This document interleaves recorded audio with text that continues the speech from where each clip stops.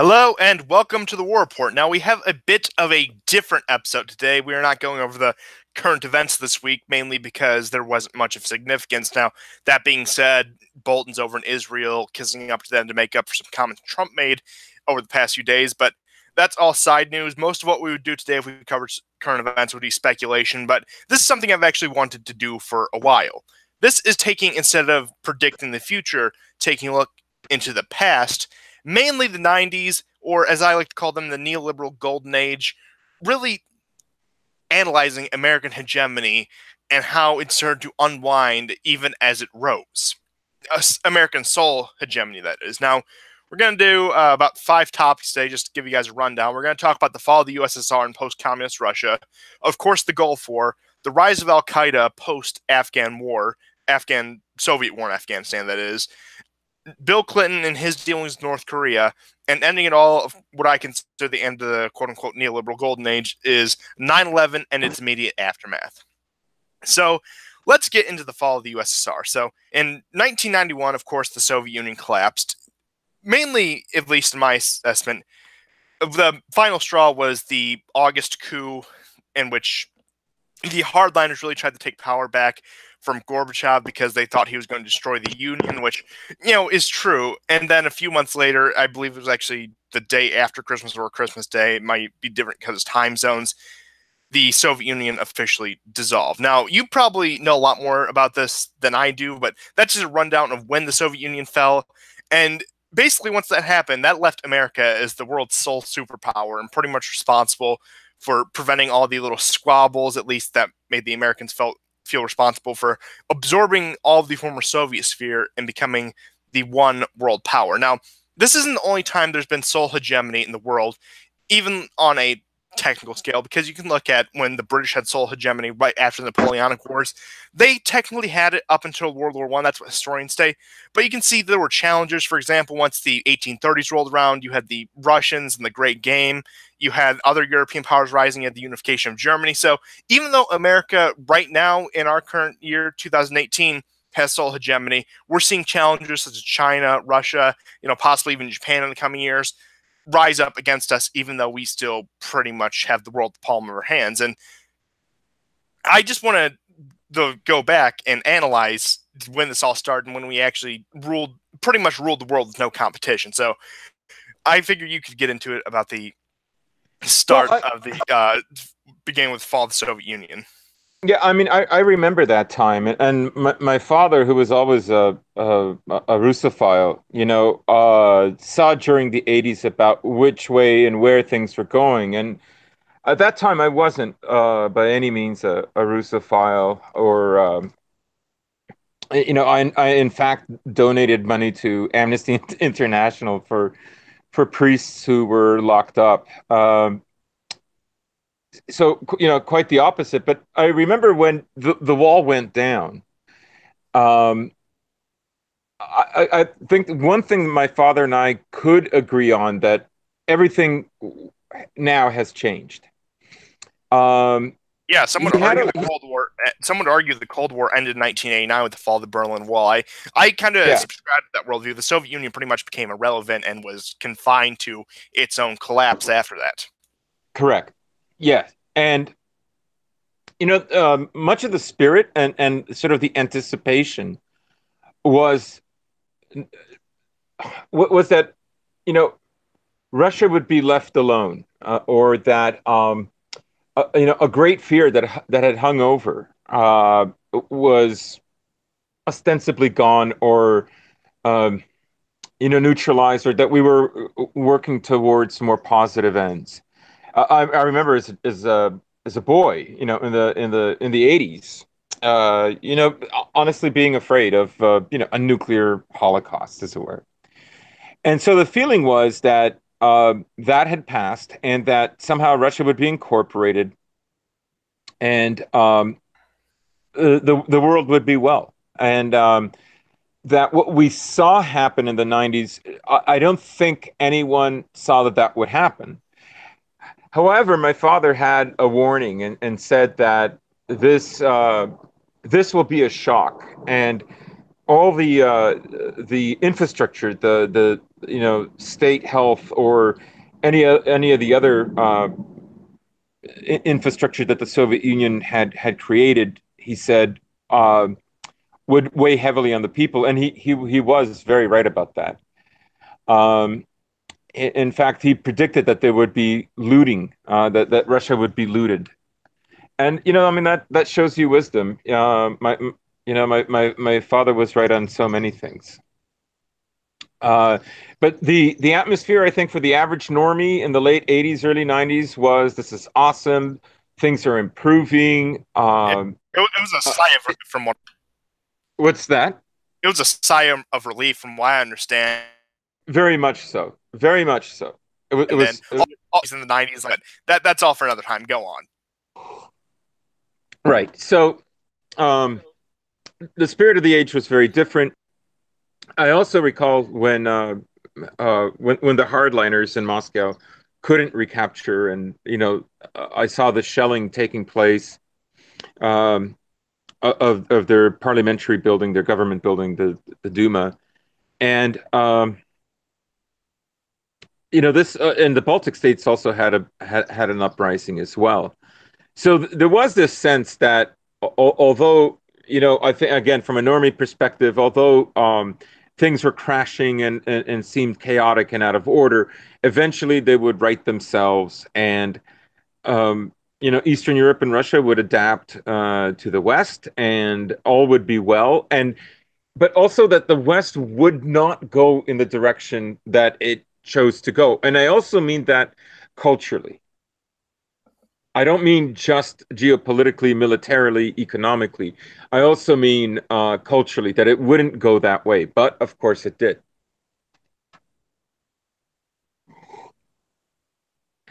I don't. There's still a few more things I want to address Oh, sorry, go ahead. on the. I think the first post Cold War order was the Gulf War in a few minutes, but Soviet reacted supported the coalition despite not. But I beginning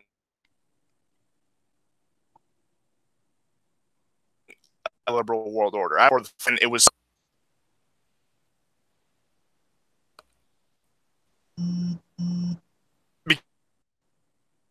because the West coalescing around getting rid of someone who didn't fall into their ideology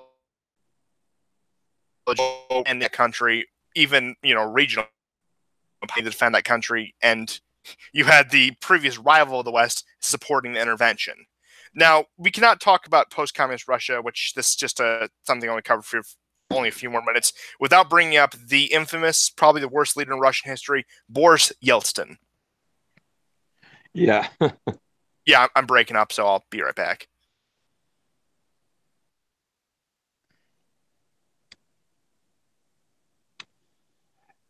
Russians today, really, many Russians today still dislike Gorbachev, but I think Yeltsin still takes the spot as worst.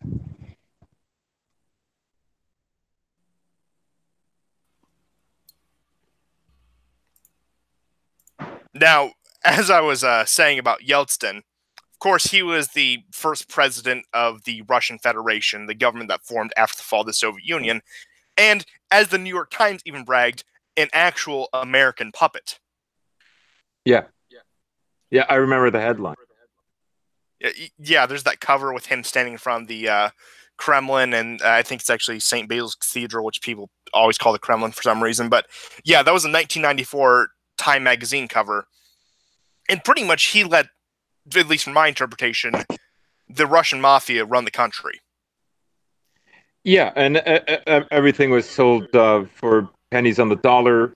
Uh, Western oil companies were not only buying oil and gas from Russia, but they were actually charging for doing so. Russia was in a very, very bad spot, and I have several Russian friends who the reason they're here in North America is because they lived through the '90s. They saw no way out and left. So the desperation that ensued thereafter. It was shortly after the collapse, and even before it, where you would see constant reels of people waiting in line to get meat from the grocery store. This was, films from within Moscow and even other Eastern European countries. And although there were some pockets of gloating in the West, I think genuinely people were concerned and hoped that things would correct themselves.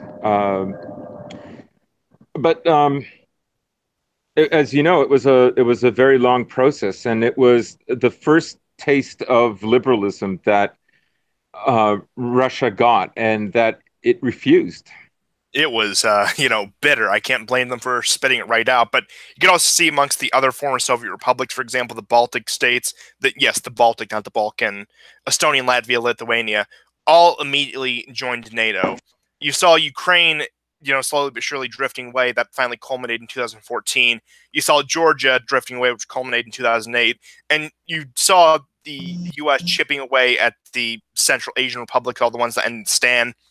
And pretty much 90s Russia was just a plundering ground for Western billionaires, mainly oil tycoons, and other people just seeking to rid the country of its resources and pretty much incorporate them in the West. But I would say fortunately enough, they rejected that, and Putin came along. But let's get into topic 2, which is probably the one people are most familiar with: the Gulf War.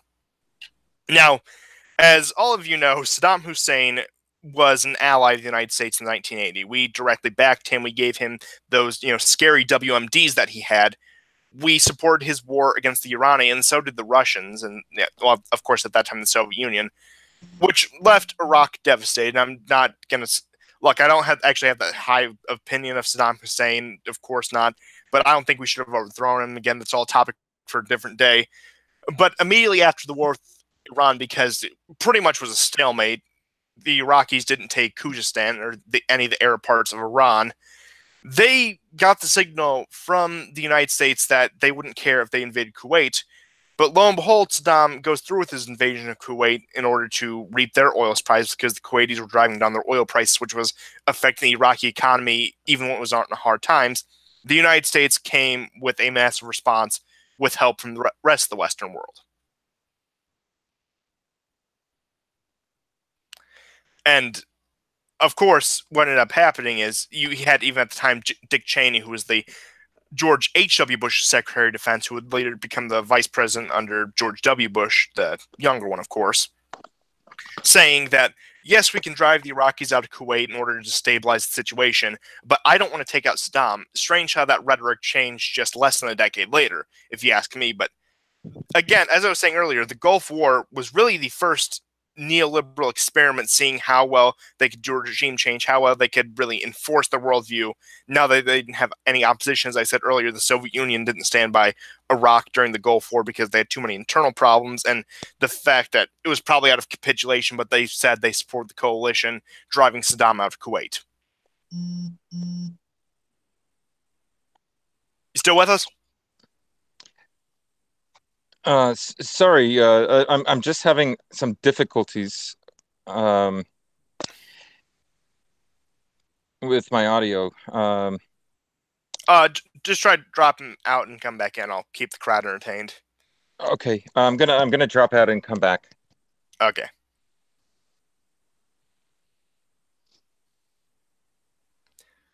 Yeah, so as I was saying, the Gulf War was pretty much in the beginning of this. Now, this started in August of 1990 and ended in early 91, I believe it was February. And I pretty much explained the premise of it, but it showed that now that there was no balance of power, there was nothing to really stand in our way. We were willing to do the bidding of foreign states in the Middle East. Because keep in mind who mainly wants Saddam gone. It was two of our greatest allies in the region. So of course, they've always had their influence since the beginning of the Cold War, but now they could really exercise it, considering the fact that America stood alone, and they could turn America into an attack dog. Because you'll recall, Saddam Hussein, around the time of the Gulf War, also fired some strikes into Israel, which I don't know why he would do that. That just seemed like a suicidal move. Of course, the Saudis didn't like him. He was an oil rival. But I think it was actually just a really interesting look into what was to come. What do you think? Yeah, it didn't take very long at all to begin moving into the Middle East. Of course, Russia had some interest there, still long before Syria.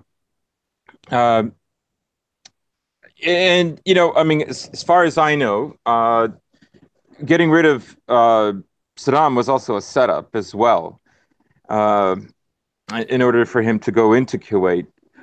Uh, my feeling is that part of that was, eventually to send is to start some kind of a base to deal with Iran and Syria simultaneously. Perhaps another Turkey. Didn't turn out that way, but I honestly think that that was one of a definite goal. Oh, I have no doubt it was a staging ground. I mean, after driving the Iraqis out of Kuwait, we've been there ever since. And then, of course, the Iraq War in 2003, which we probably won't cover that much today, that was a base there right in between Iran and Syria. So, yeah, I think they were just testing the waters with this one and under the excuse of repelling an invasion. At least that's my take on it. But I just think that it's interesting how fast the American public's memory changed concerning the fact Saddam was something that was never even talked about in the 80s. It was just some guy fighting the Iranians, but now all of a sudden he's going to be the next Hitler if we don't move to stop him. Yeah. Yeah, that was extraordinary. The media campaign, and it's something that also is a trend. I think voting Clinton in at the time seemed like very much like Obama that the war in Iraq would probably cease because there were demonstrations against it. Uh, uh, Most people didn't see the need to, bomb a country for 10 years on a daily basis. And and of course that didn't work out as well. And then it's important to remember too that Clinton was in some respects the first Democrat to actually begin adopting what had traditionally been um, uh, Republican or conservative policies. Not only on the economic level, but also on the geopolitical level. And he was a disappointment for many liberals at the time because of that. I would Um, argue he was actually a readoption of a lot of policies that migrated to the Republican Party during the Vietnam War. So I would say that's when yeah, yeah, the that's two party that's when the two party system really started to cease, and they just started agreeing on a few wedge issues that really make no difference at the end of the day. So I would say Bill Clinton was actually the reintroduction of it.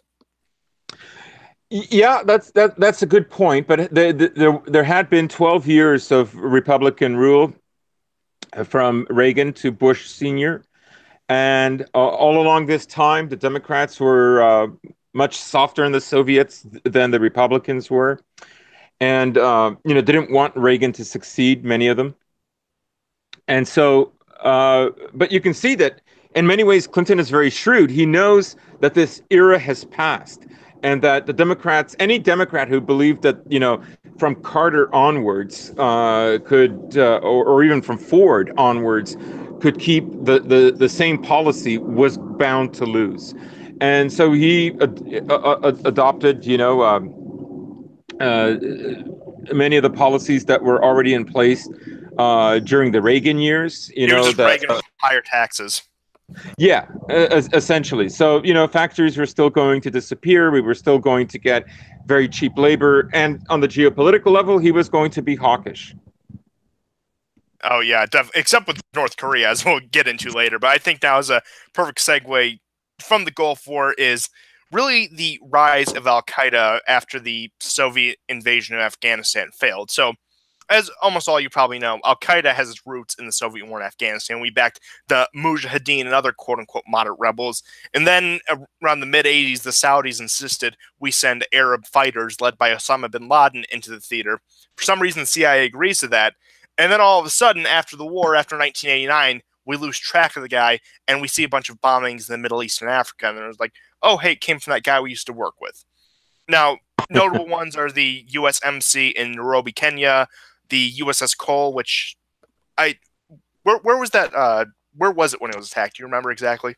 I, if I'm not mistaken, I think that was in the Pacific. I could be wrong. If you guys in the chat know, but I think it was in the Pacific. I thought it was in the Gulf. Oh, Yemen. Here we go. Yeah, Yemen from the chat. Thank you for that. But Thank you, Thomas. yeah, that actually makes sense considering the fact, Qatar, Kuwait, we're always patrolling those waters and have been ever since the 40s. So you all of a sudden see this surge attack from this new group called Al Qaeda that no one's ever heard of, and that we conveniently lost track of. Which I have my theories. I believe we purposely lost track of them, let them hell raise, give us an excuse for intervention. But really, this was planting the seeds for 9/11. And wasn't the 1993 World Trade Center bombing also tied to Al Qaeda? Yeah, it was. That was in itself at that time a really big story. And oddly enough, if I'm not mistaken, it was either Variety or the New. It was a magazine that actually documented the story of a. He was an operative. He was an Egyptian, and he was working for American intelligence, and he followed these guys, and his job was to get them to use ingredients, flour, that wouldn't blow up, that they would just nail them. And now his commander, his superior, Antitsev, overrode him and told him, "No, you're going to let them use the right materials." I believe this operative's name was Saleh, and he documented the whole thing. The issue it was published, I believe, in February 1993, Wait, was it the New somewhere around. Yorker that published this? It was either the New Yorker or Variety. I've I've got these notes from like years and years and years ago. So the bomb actually went off when it didn't need to go off. They could have just nailed him, or the small team that was responsible. And so Saleh actually recorded all his discussions with Antsev because he knew that if he didn't, he'd be whacked or he'd go to prison. Um, so that's an interesting story that a lot of people don't know about the '93 bombing of the Twin Towers, and then of course just a few years later, we have 9/11. Now, as far as I know, maybe it's probably because I wasn't alive then. The three big ones we just covered. That was the USS Cole, the Nairobi Embassy, and the 93 World Trade Center bombing attempt. Are there any other major attacks that we could? I think that one burning of a hotel in Saudi Arabia that they tried to blame on Iran at the time, it eventually came out that it was Al Qaeda trying to blame it on the Iranians. So that was another big one that they did. Yeah, yeah. There were several. That one doesn't stick out for me as much. I recall it now that you mention it. Uh, but yeah, Yeah, I actually just saw a headline recently just basically exposing Al Qaeda saying, oh, yeah, they tried to blame this on the Iranians and stir up a war in the Middle East. yeah. I mean, I wouldn't doubt it, and you can see that when it suits American intelligence's purposes, they will allow it. They will allow for some casualties and for the bigger headline because the truth is it would have been forgotten if it was a foiled plot. I mean, people would have, of course, been much happier that these guys were caught and that you had one of our guys, as it were, an operative who infiltrated the cell. Give them flour and whatever other concoction that would neutralize any possibility of creating an actual bomb. But that's not how things go. Wars always need reasons.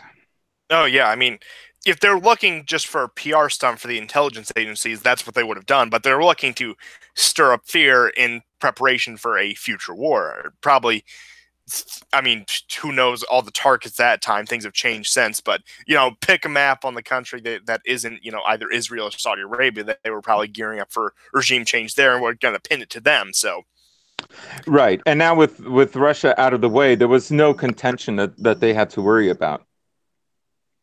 oh yeah, definitely. And like I said, the Gulf War, I assume in large part, was testing the water, seeing how much they could get away with, and how much of a response, even just diplomatically, the Russians would give. And it turned out to be actually the opposite, where they're like, "Okay, you can do this. We really don't care."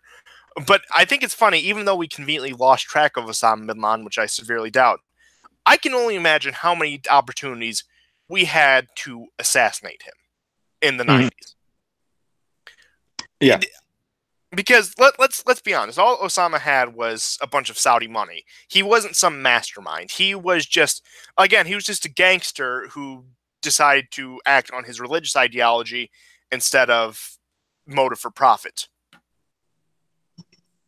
Right. Um, yeah. I would agree with that assessment.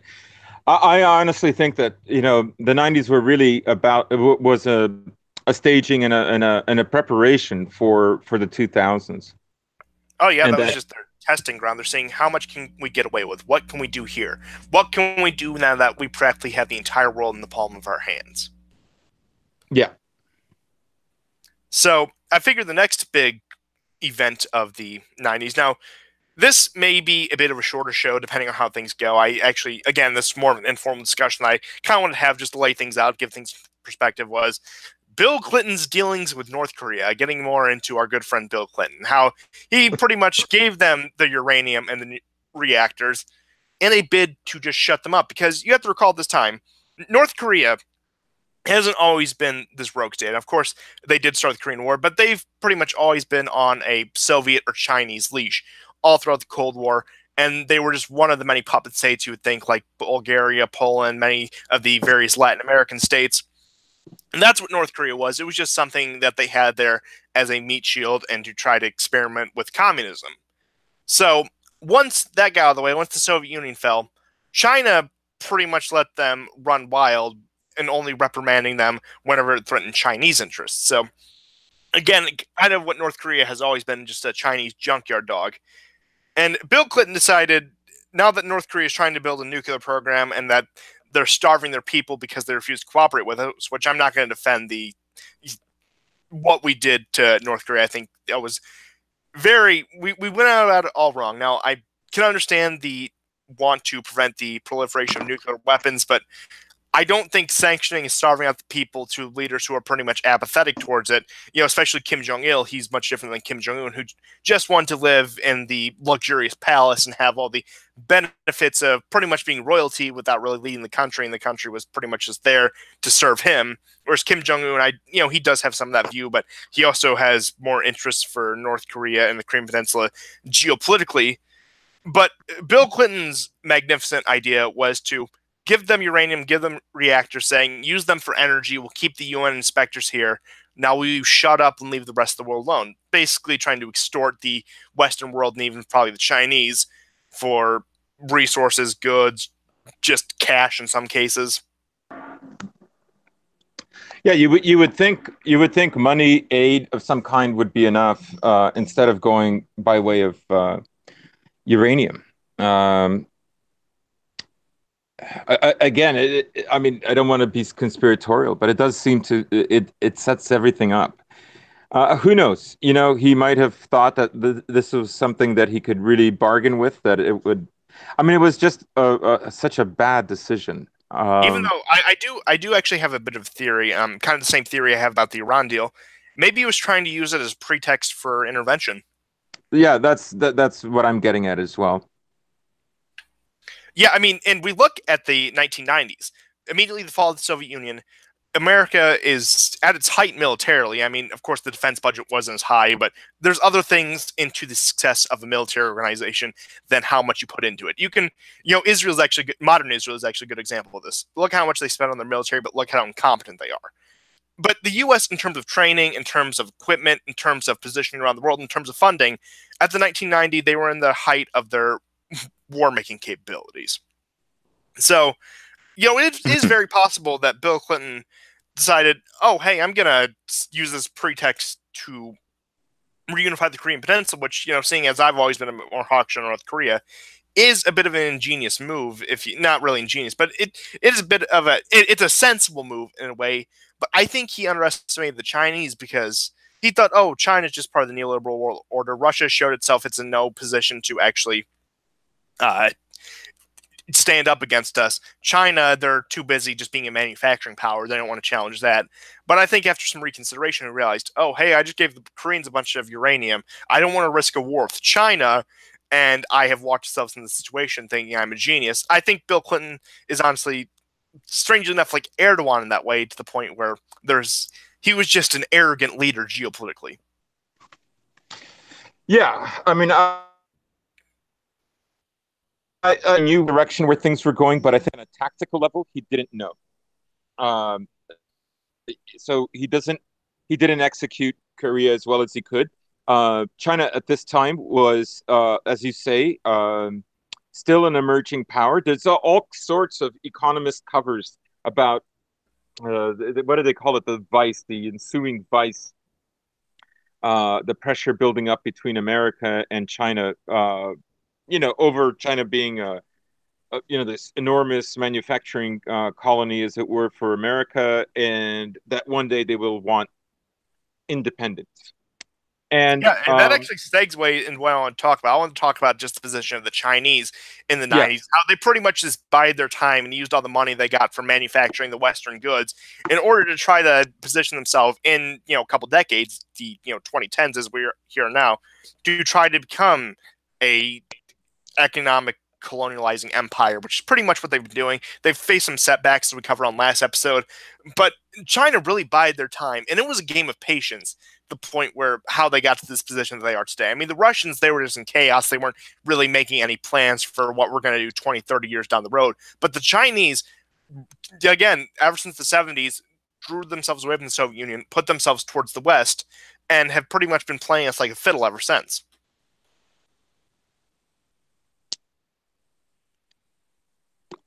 But go on with what you were saying about China. uh, hang on.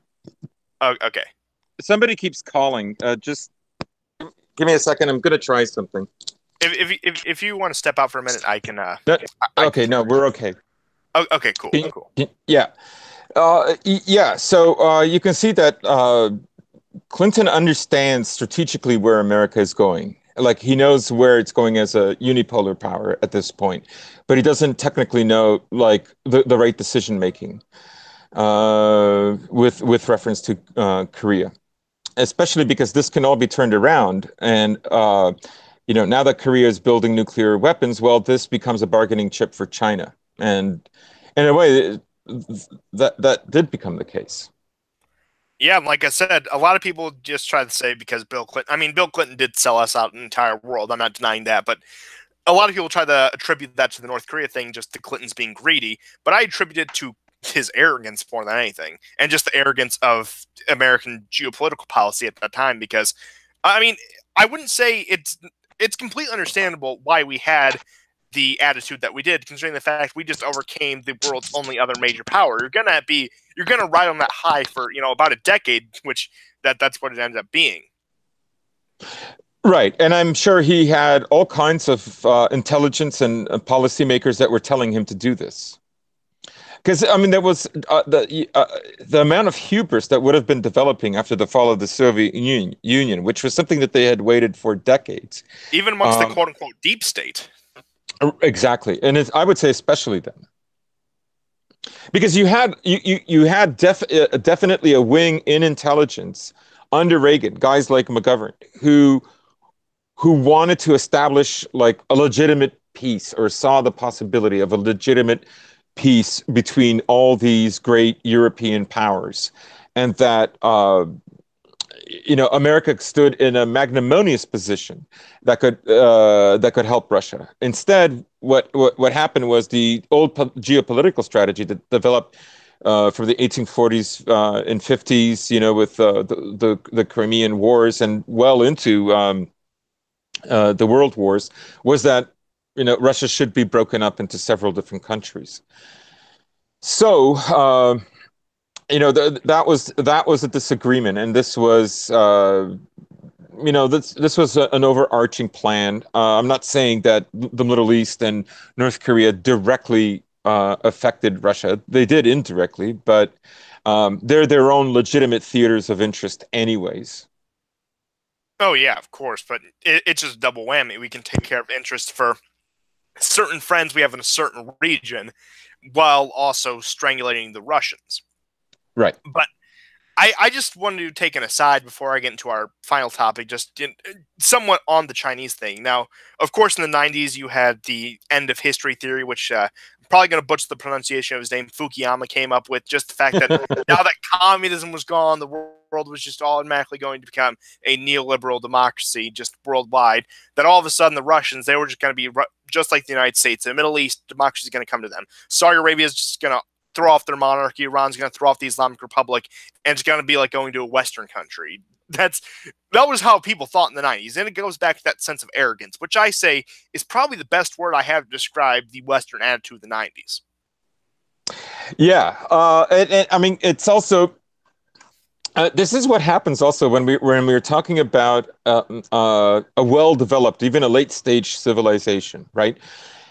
A late-stage civilization has already gone through a period of colonization, and they have already gone through a period of an abstract understanding of what it is to be a citizen. But common to all civilizations is also the idea that all people are the same. That it's a kind of a sociological lab rat idea of the world, that I can get people to respond, basically by sanctions if I make a livelihood, uncertain or expensive for a given adversarial country, the people will rise up. Now, that's all true to a degree, but then important differences come along, and this, for instance, is exemplified by Russia and also by Iraq, where you can't just change people.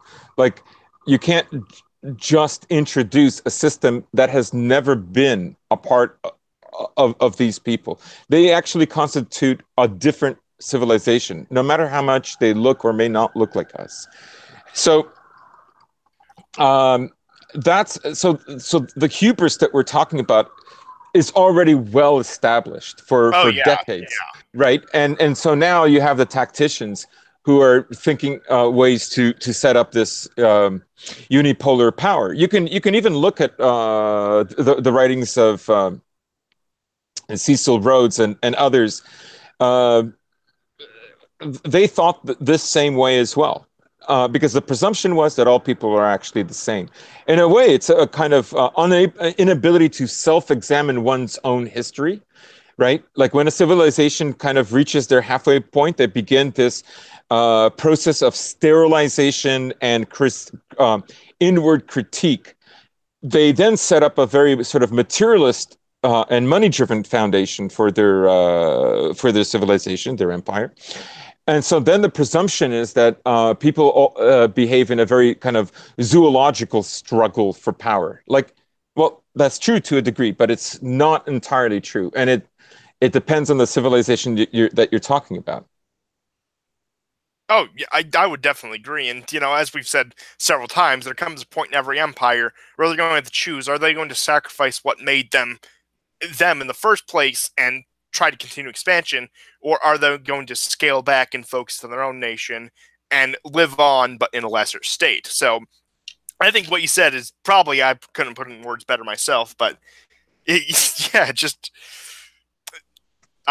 again, I think you summed it up better than I could. But would you like to? I think now is a good time to move into the final Yeah, subject we had, sure. if you're ready. So, the end of the neoliberal age, I would say the neoliberal golden age is, because we're still technically in it, even though it's declining as much as we kick and scream about it, would be September 11th, 2001. Of course, the 9/11 attacks, the Twin Towers, the Pentagon, and the first, again, I think this will really play into the geopolitics of it. the first attack on American targets in the United States since the beginning of the Second World War, when America first became a superpower.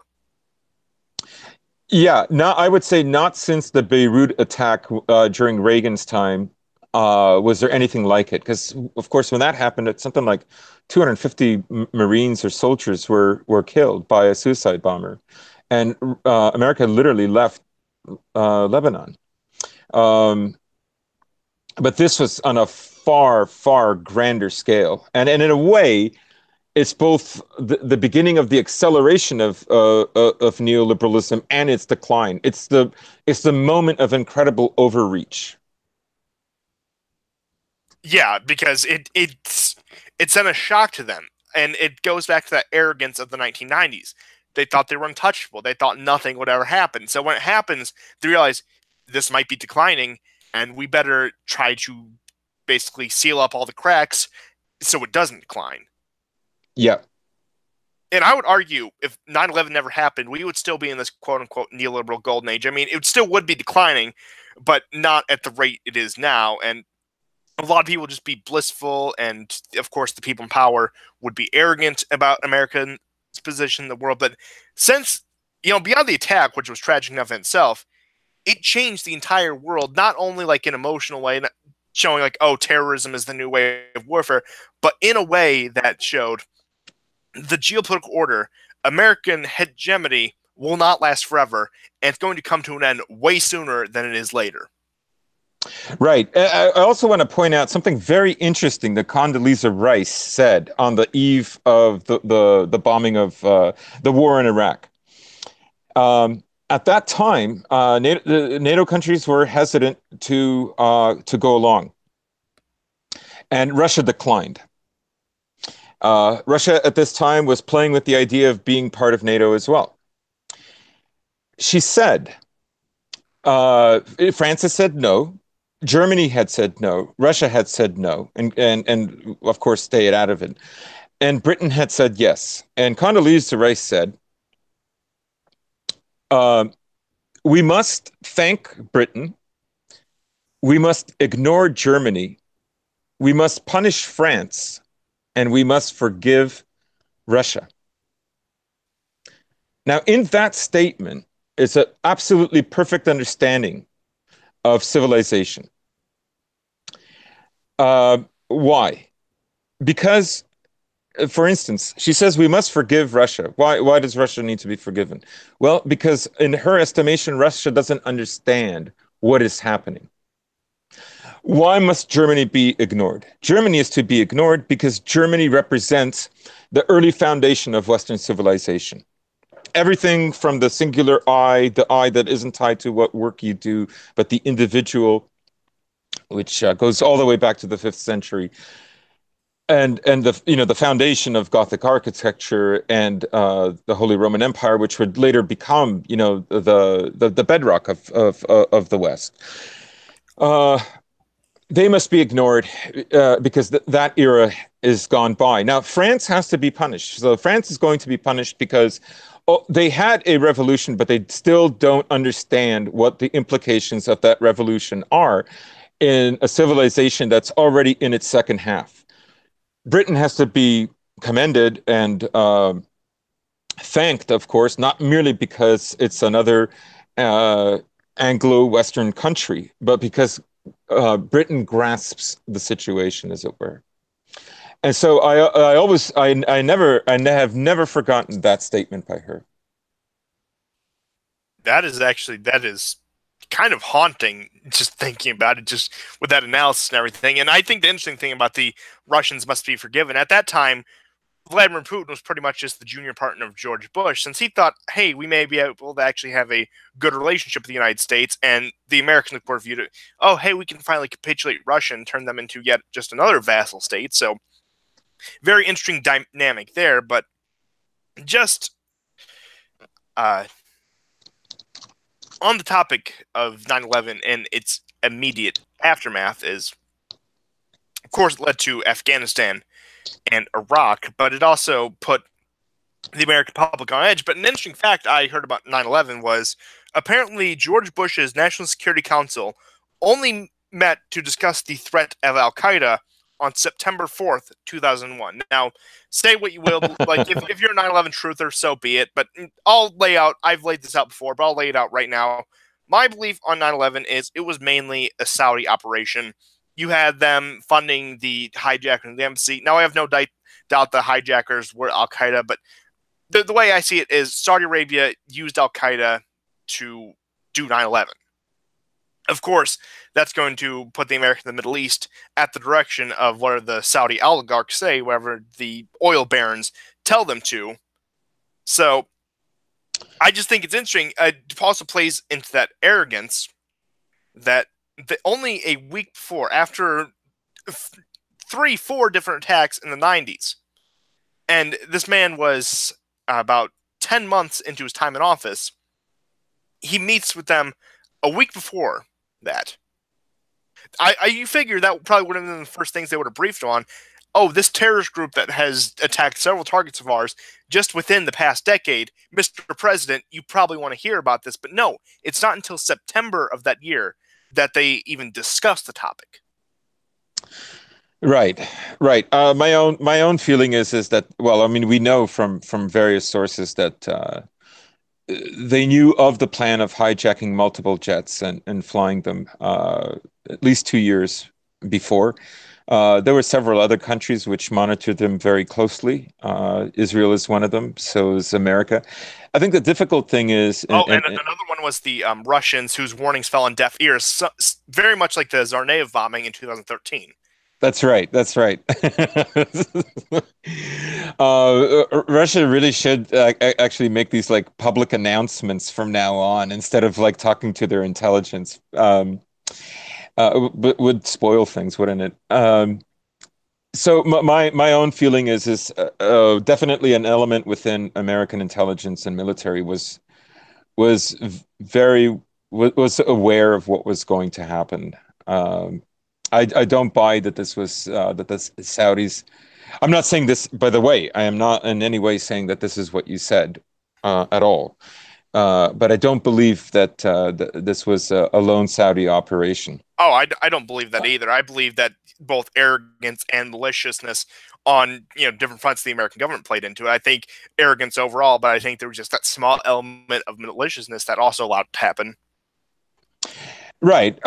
They may have underestimated the impact. They were okay with a van full of bombs in the first attack in '93. So but my own feeling is that they were there was a segment, and it was very well aware, and this would be the pretext, because they counted on the idea that the American public would just lump the Middle East as just this one monolith, and that immediate steps had to be taken. Well, I don't think we'll ever know the truth for sure. Oh, yeah, I definitely like. Pretty much, it's going to come out possibly like through a leak, or I don't know, something like WikiLeaks, or decades and decades after the last survivor, and anyone who remembers the survivor is dead, similar to kind of what they did with the JFK thing about a year ago, where they released basically almost every document they had on the situation. It's going to be one of those kind of scenarios if Yeah. they're ever going to tell us, and if somebody doesn't leak it first, which I wouldn't be surprised if that got leaked within the coming years. Just it's something that so many people want to know about. It wouldn't make sense for. I mean, of course, I'm not advocating for this. I don't want to go to prison, but like I said, if somebody did it, I wouldn't be surprised. Yeah. But and Afghanistan was also a primary target because keep in mind, Saudi Arabia had a hand in it. Israeli intelligence knew about it and ignored it. Russians warned us, yet it fell on deaf ears. And Osama bin Laden, by the time we found him, was in Pakistan, another ally of ours, right on the border of Afghanistan. And we all of a sudden invade Afghanistan, which makes sense for the resources such as the rare earth elements, the opium, and also perfect staging ground if you're trying to do anything against the Iranians. And that, yes, and that's right. And Brzezinski was talking as early as the late '70s and early '80s, that long before he wrote the Grand Chessboard, about occupying Eurasia, and that without occupying Eurasia, there would be no full spectrum dominance. There would be no unipolar world. Oh, yeah, I mean, you kind of have to just within the proximity to Russia and China. If you want to dominate the world, you're going to have to go through East Asia, which Afghanistan is a perfect starting point when it comes to that because they're just so weak. They're so disunified. You can encourage tribes to fight each other. You can take a side of one or another. And just the thing about the Taliban government. Now, of course, I'm not defending the moral character of the Taliban, but we got to realize the fact that they were not like Al Qaeda. They were not globalistic. They wanted the Islamic Emirate of Afghanistan. They wanted to rule Afghanistan as Islamic State, and they didn't care about the outside world and wanted to isolate themselves. But we threw them off, and now 17, almost 18 years later, we're negotiating with them to hand Afghanistan over back to them while privatizing the war, which is probably stuff I'll discuss next week since there'll probably be more news about that next week. Yeah, we completely went into the wrong country, which I argue on purpose, because if the most logical solution, the most logical person, if we actually took the 9/11 attack seriously, we should have either attacked Saudi Arabia or Pakistan. Yeah,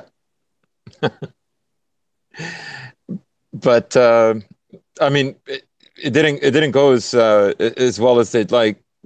Uh, but it doesn't make sense for them to do that. I mean, on paper it does, of course, but you already have Pakistan somewhat in your pocket. Now, we actually have discussed this off air. This is something I haven't brought on the show, but if they were intelligent about it, if they were trying to do what they were trying to do, they would have, instead of trying to do it 17 years later, which they've been trying to do lately, they would have immediately tried to tie the attacks to the Iranians, made a bit of a truce with Saddam Hussein to attack the Iranians so we can get them. That crumbles, of course, Assad in Syria and Hezbollah in Lebanon. The war in Yemen probably never started without the Iranians being involved to prop up the Houthis. So if these people were competent with their jobs, we probably would have invaded the Iranians in 2001. Yeah. Oh, yeah. I mean, that's the way you would have done it. Obviously, there was a feeling that that was impossible, that they couldn't, that Iran would have been too much of a challenge. Yeah, and of course, the main thing we should finish with before I start the close of the show, this all led to the Iraq War, which I argue turned the Republican Party into what it was today. For example, mainly the party of Donald Trump, because he actually called out George W. Bush for being present during 9/11, saying Saddam Hussein had nothing to do with it. You got us into one of the worst debacles in American history. I think as terrible as the Iraq War is, as much as I opposed it in retrospect and probably would have opposed it at the time had I been old enough to comprehend what was going on, I think it was actually, in a way, almost necessary to turn America back towards nationalism and turn the Western world back towards nationalism and start to bring on this much needed multipolar world. Yeah, I would agree because I mean one of the fallouts in all of this is that um, as Mearsheimer put it, the more unipolar the the American government, the American empire has become. One of the consequences from such power is an arising decadency, and you see it now, and it's actually legislated. So one, in a way, it's very much like Rome. To give an example, Rome's power is so great, and the sense of security is so immense that the public near the end it's become degenerate. Yeah, I'm going to actually make a bit of an absurd comparison. Now, for any of you who have ever played any civilization game, you get to the point where you've conquered half the world, the other half of the world doesn't want to touch you. To the point where your cities are just always angry about something, they're always demanding a new thing, and it just becomes boring and hard to manage this massive empire you've just built. Right, right, and all civilizations go through this struggle, in the ability to and the desire to create ever more security and dominance. Inwardly, a decadence arises, and as I said earlier, uh, materialism has ensued, and the self-critiquing, which for the West took place in the late medieval, early Renaissance, had already occurred, and so now there's this kind of vacuum about what is actually our identity, what is our transcendence. Christianity doesn't, at least officially, doesn't do that anymore. And so this becomes the major struggle. Yeah, I definitely agree. But just one last bit of a thought experiment to close the show. Let's assume 9/11 was either thwarted or never happened, like the planners never actually planned for it to happen. When do you, because it was inevitable, when do you think the American empire would have started to unwind itself? When do you think the neoliberal golden age would have ended, if not September 11, 2001, which we also had to consider, just interesting enough, Vladimir Putin came to power in 2000. And, of course, I'm not blaming Russia on 9/11. I'm not some like neocon or boomer here. But it also coincided with the decline of America, the rise of Russian multipolarism. But all that aside, when do you think it would have happened had 9/11 not happened? That's a tough one. I think America would still have been a unipolar power, but a very different kind of unipolar power at that time. No one would have been able to challenge America anyways. Um, the question was, uh, I mean, I think it would have actually slid to where we're going now, a kind of nationalism, because eventually China and Russia would recover.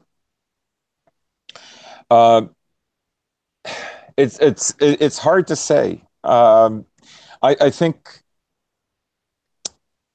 probably 20, 30 years. It could have gone on if it adopted a more of a magnanimous position. But there's all sorts of economic and cultural reasons why that might not have happened.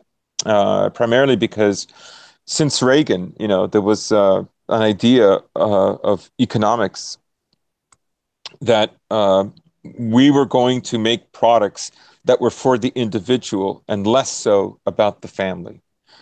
And that had already started very early on, otherwise known as entrepreneurship and so on. But and what we have culturally now, of course, is a kind of hero making of people who don't own anything substantial like property, don't have families, and are buying only the latest phone, are traveling, are not having children, so on and so forth. So, and that that's a difficult position for an empire that already has so many well-established corporations who want to make money. Oh, yeah, definitely. And, just to answer my own question here, I think without accelerated, without the terrorism, which again, of course, accelerated it, just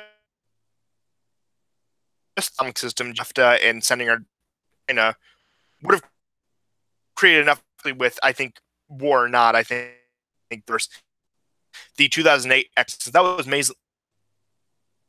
mainly because I think you would have seen the shift anyway. I think the American people would have, even if they weren't any wars, would have been tired of maintaining this empire and being responsible while and on culture suffers. Yeah. Hello? Hello? Yeah. Sorry, I thought I lost you. No, it's fine. It's fine. I had a bit of a slip of the internet there, but I think that pretty much covers neoliberalism a little. So tuning in. I'll have a more normal show next week. Possibly different co-host, not teasing anything, not trying to make any. I'm gonna get out here and